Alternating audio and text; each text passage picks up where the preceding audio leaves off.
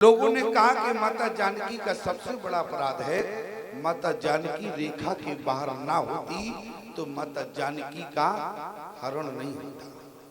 माता जानकी रेखा के बाहर ना जाती तो माता जानकी का हरण नहीं होता।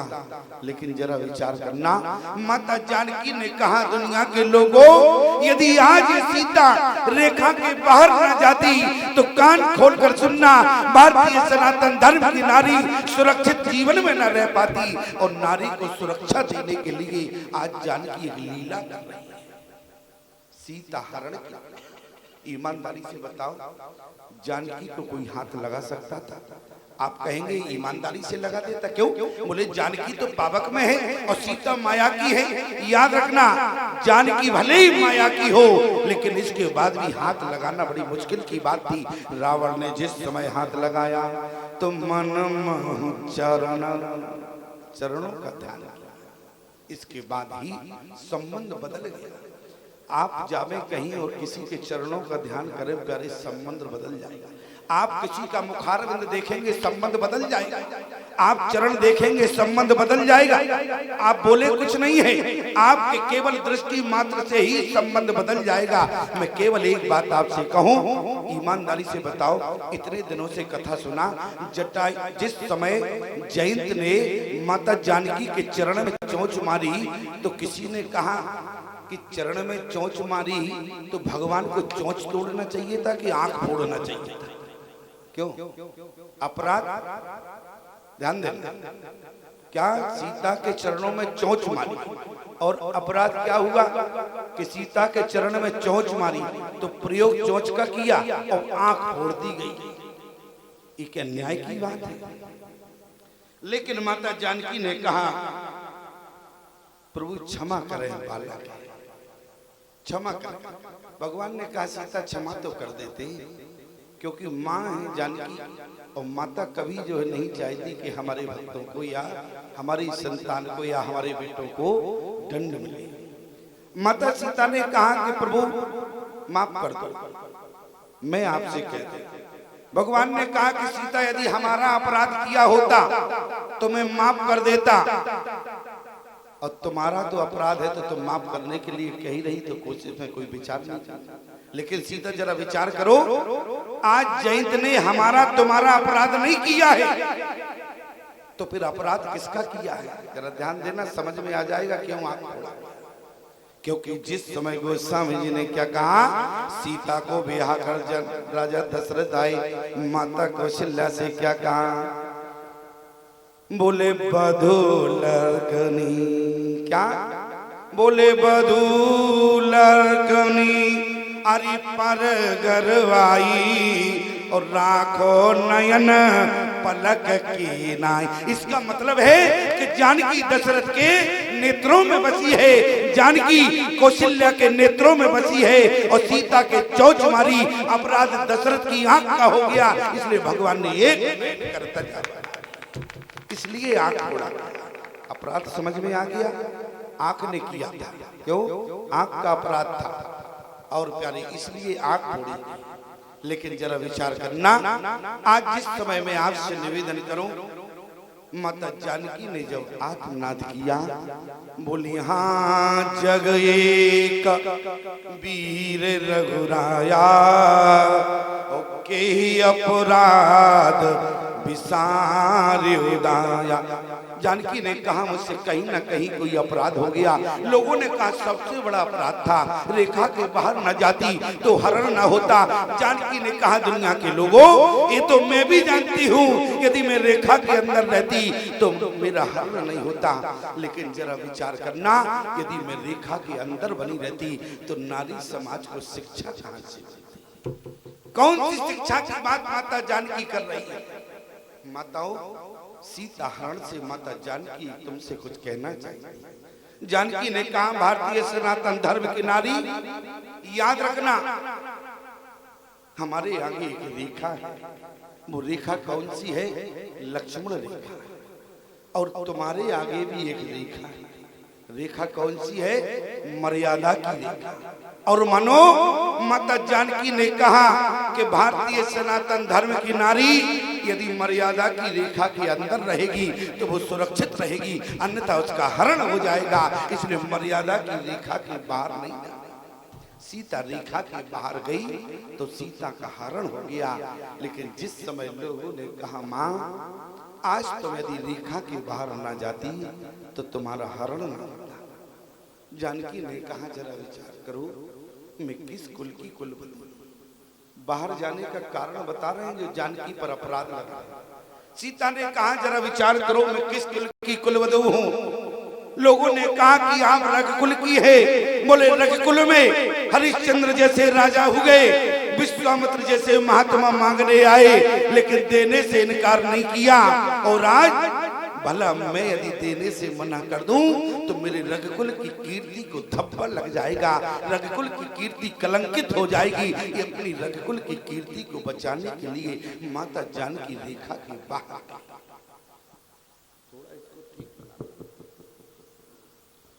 लोगों ने कहा माँ आप रेखा के बाहर ना जाती तो तुम्हारा हरण नहीं होता। जानकी ने कहा जरा विचार करो, जिस समय रावण ने कहा कि भिक्षाम देही तो मैं रेखा के बाहर ना निकला। लेकिन विचार करना प्यारे, जिस समय रावण ने कहा कि मात्र भिक्षाम देही तो जानकी ने कहा मुझे रेखा के बाहर जाना पड़ा।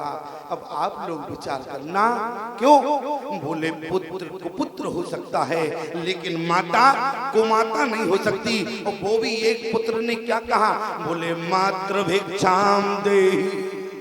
आज जानकी कहने लगी यदि आज मैं रेखा के बाहर ना जाती तो भारत से मां शब्द कलंकित होता। कौन भारत को मां कहता? कौन भारतीय सनातन धर्म की नारी को मां कहता प्यारे? क्यों? क्योंकि मां शब्द ही कलंकित हो जाता। मां शब्द की लाज बचाने के लिए जानकी रेखा से बाहर गई प्यारे। और मूल बात हमारे बुंदेलखंड में एक कहावत है, क्या? बोले मगा न बरसे, बोले मगा न बरसे तो भरे न खेत, ओ माता न परसे ओ भरे न पेट। भले निशाचर है, आज साधु के वेश में खड़ा है लेकिन मांग तो भिक्षा रहा है। आज माता जानकी ने प्यारे इतना विचार करने के बाद निकली। माता जानकी का अपराध बिल्कुल नहीं था। लेकिन जिस समय माता जानकी रेखा के बाहर निकली, रेखा कहने लगी तुम जाओगी तुम्हारा हरण हो जाएगा। सीता तुम रेखा के बाहर नहीं जाओगी। रेखा ने कहा कि खामोश, सीता तुम रेखा के बाहर नहीं जाओगी। तो सीता ने कहा रेखा आज मैं रेखा के बाहर जरूर जाऊंगी। बोली तुम्हारा हरण हो जाएगा। सीता ने कहा मैं जानती हूँ हमारा हरण होगा, जानती हो इसके बावजूद भी रेखा के बाहर जाओगी हरण के लिए? क्योंकि जानकी ने कहा रेखा कान खोलकर सुनो, यदि आज पंचवटी में सीता का हरण नहीं होगा तो रावण का मरण भी नहीं होगा। इसलिए हरण होगा तो रावण का मरण होगा। चौथा कारण रहा रावण के मरण के कारण के लिए सीता हरण हुआ। ध्यान देना, माता जानकी ने क्या कहा? बोली हाँ जगी कबीर रघुराया और के अपराध विसार उदाया आरती हरण। आप कोई भी साथ रामायण पढ़ लेना प्यारे, लेकिन माता जानकी ने किसी से मदद नहीं मांगी। क्यों? क्योंकि जिसका वीर ही पति हो और इसके बाद भी मेरी रक्षा ना हो सके तो समाज में मैं किससे मदद मांगू? तो क्या किया? बोले आरती हरण शरण सुखदायक, हाँ रघुकुल सरोज दिन नायक। हाँ लक्ष्मण तुम्हारा नहीं दोषा, ओ सो फल पायो कीन्य रोसा। माता जानकी ने लक्ष्मण पर भी दोष नहीं दिया प्यारे।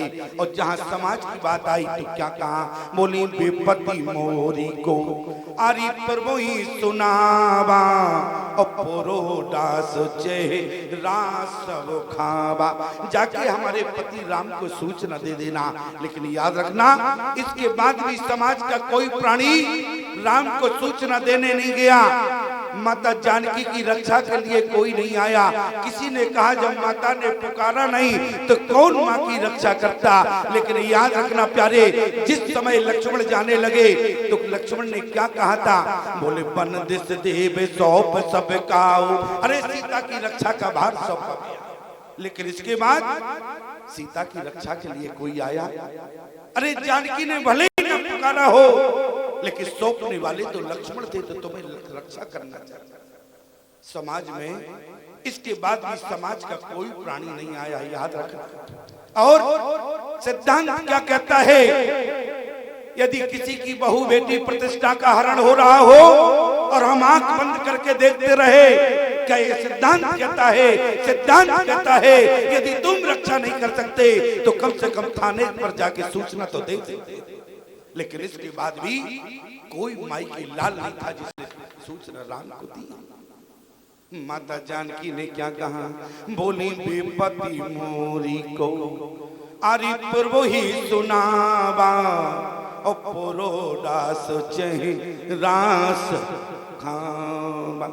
आज माता जानकी ने कहा, इसके बाद भी प्यारे जरा विचार करना, माता जानकी का आत्मनाद देवता भी सुन रहे थे, क्योंकि भय चराचर अरे जीव दुखारी। लेकिन इसके बाद भी दुख तो हुआ, लेकिन कोई सीता की रक्षा के लिए आगे नहीं। और याद रखना, आप कहेंगे कि आवाज ना गई होगी, अरे कम से कम जनक जी ने भी आवाज सुना। लेकिन इसके बाद कहा जनक, आज तुम्हारी बेटी का हरण हो रहा है, तुम्हें आगे आ गया।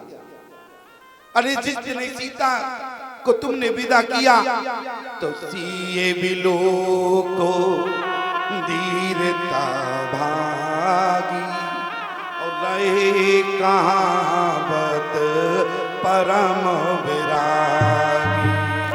रहे कहावत परम विरागी।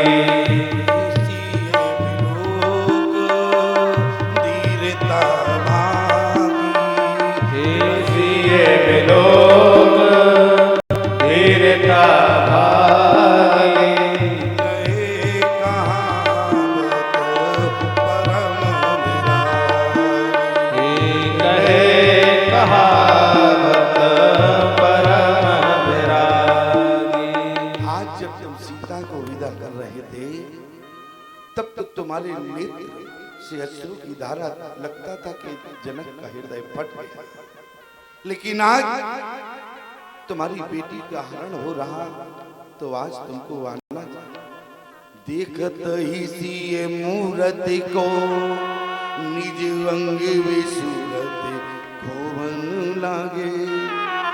मंत्री सब मन मौन धरे मिथिलेश की मूरत जो बना। मानो विराग की राग माई पर तिरंजल बिंदु शोधोवन लागे। ज्ञानी की वो मर जादो मिटी, हाँ जान की रोवन लागे। लेकिन आज बेटी को विदा करते समय आप रो रहे हैं।